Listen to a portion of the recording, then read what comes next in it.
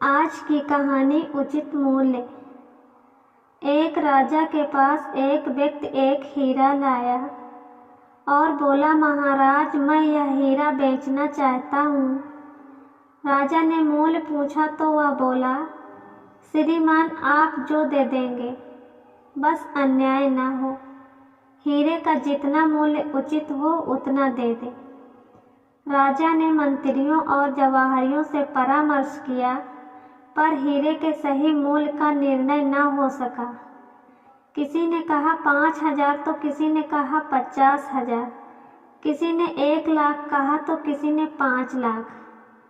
अंत में हार कर राजा ने पूरे राज्य में घोषणा करवाई कि हमारे पास एक हीरा आया है, जो कोई भी इस हीरे का उचित मूल्य बताएगा उसे हम यथायोग्य पुरस्कार देंगे। एक संत सेवी लड़के ने यह बात सुनी। वह एक जौहरी का ही पुत्र था और अपने गुरु जी के पास रहता हुआ उनके उपदेश सुनता था। वह राजमहल पहुंचा। उसने हीरा 3 महीने तक परखा और अनंता हीरे के गुणों का वर्णन करता हुआ बोला, महाराज इसका मूल्य 1.25 करोड़ रुपए है। राजा ने हीरा लाने वाले को 1.25 करोड़ रुपए दे दिया और हीरा ले लिया। पर अब यह प्रश्न यह उत्पन्न हुआ कि इस लड़के को क्या पुरस्कार दिया जाए। किसी ने कहा 5,000 तो किसी ने कहा 10,000। तीसरे ने कहा कि इतना कुशल लड़का है, इसे 20,000 रुपये तो देना ही चाहिए। निर्णय नहीं हुआ तो राजा ने फिर घोषणा कराई कि निर्णय हो कि इस लड़के को क्या पुरस्कार दिया जाए। इस घोषणा को उस लड़के के गुरु जी ने भी सुना। वे राजमहल आए, बोले, महाराज मैं बताता हूँ कि इसे क्या पुरस्कार दिया जाए। इसे कड़कती धूप में खड़ा कर दिया जाए और जब यह पसीना पसीना हो जाए तब इसे 10 कोड़े लगाए जाएं।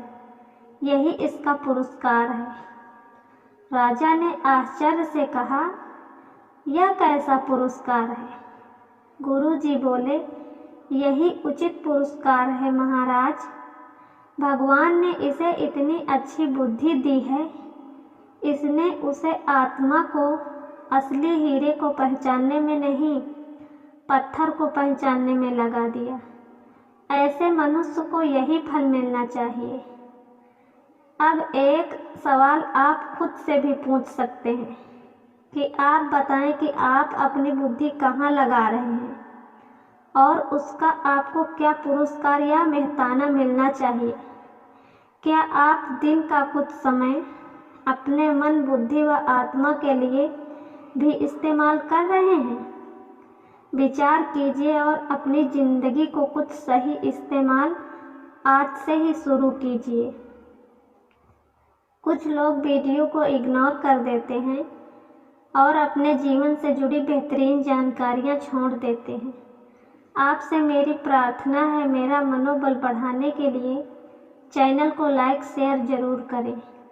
अगर चैनल पे नए हो तो हमारे कठोर शिक्षा चैनल को सब्सक्राइब करना ना भूलें। धन्यवाद।